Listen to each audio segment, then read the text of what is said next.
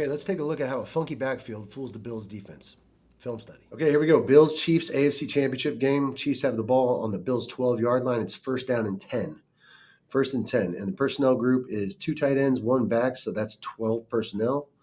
All right, we got kind of a funky formation. Actually, the formation isn't that funky. It's the backfield that's funky. But the formation from a defensive perspective, left to right, is 1 here and 1 there. That's about as easy as it gets. So that's 11. The formation is 11. Now we're going to go to the other angle to look at the backfield.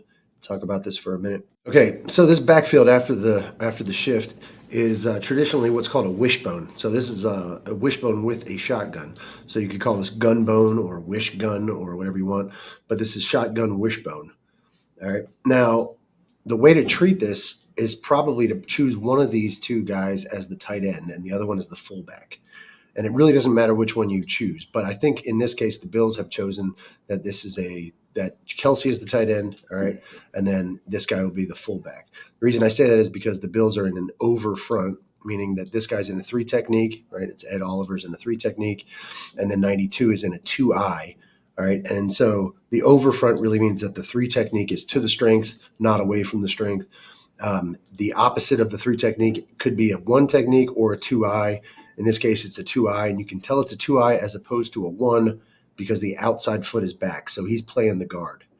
All right. So now what's interesting about this play is the design. So the Chiefs must know that the Bills are going to play man coverage on this, and they take advantage of that, and I'll show you exactly how. So I'm going to let this run in slow motion for a second. Okay. So the reason that they chose this play against man coverage is this. There are 4 guys here off the ball. You can see them: Hamlin, Milano, Bernard, and Johnson. Right? Those 4 are going to be responsible for the 3 in the backfield. Okay, so 1, 2, 3 in the backfield for those 4. And the technique they're using is called banjo. So banjo basically means that all 4 of these guys will have these 3 guys man-to-man. Right? That's typically what you would do whenever you've got guys off the ball or in the backfield that you have to play man on, because they can crisscross and change relative position. So in order that you don't run into each other, you banjo this, or basically combo cover this. All right. So this is a 1 rat coverage, meaning that there's going to be 1 free guy under here. There's 3 guys to cover. There's 4 of them. So 1 of them is going to be free. All right. The way that goes is if all 3 guys go to the left, so the defense is left, then Johnson will be free on this side.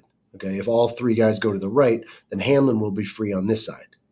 All right. If there's some kind of a split where 2 of them go one way and 1 goes the other way, then it will go accordingly. So, for example, if these 2, right, go this direction and this one goes this direction, then Bernard will be the free player because these 2 will be taken up by these 2, right? And then Johnson will have him.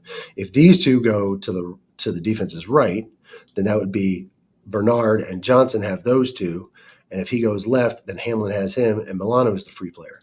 So what we're going to see here is all 3 of them go to the defense's left.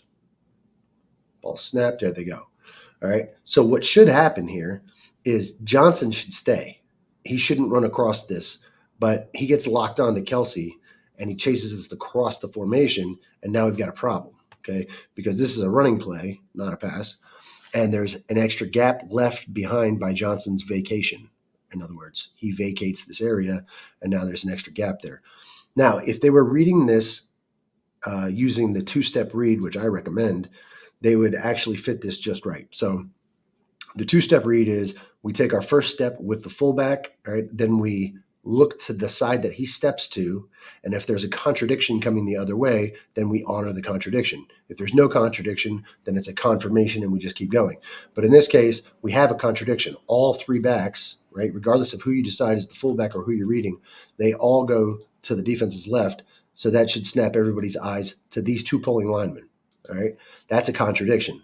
So they should honor the contradiction here and now get back over the top of this. The problem is they're not reading that. They're just reading their guys because this is man coverage, which is still okay. It still works if they're reading it the correct way. Johnson on this should be the free player. Instead, he runs across, and they end up 1 guy short on this side. Now, what's interesting about this from a Chiefs perspective is the 2 tight ends in the backfield, Kelsey and 83, they're not actually blocking anybody. They're doing what's called influencing. This is an influence block. they're not making contact with anybody. And if you watch from the other angle, you can see that they don't actually ever make contact with anybody. All they're trying to do is draw out the linebackers from the inside part of the field this way to get a free gap on this side. All right. So that's exactly what happens. Bernard's the only one that actually reads this correctly if they were doing the two-step read. All right. But I think what they're actually doing is playing banjo. And in that case, Hamlin and Milano are correct. Bernard is correct. Johnson is wrong. And because Johnson is wrong, they end up with a gap on that side. Watch. So those guys go this way. Now, what should happen is Bernard, as these guys pull over, Bernard should hit the inside of this puller that's left over. So this guy's wrapping around the inside. Let it run a little farther. All right, so Bernard should end up inside of that puller right there. Okay, and Johnson should fit on the outside of that puller right there. Okay, but because he's over here now and he's facing the wrong way, he's never going to get there. And now they're going to crease the defense right through that gap. And now the only hope is the free safety who's coming from depth and can't make the play. And that's touchdown. Moral of the story here is no matter what the formation is, as long as you're reading your keys and taking the appropriate steps, you'll be all right. Until next time.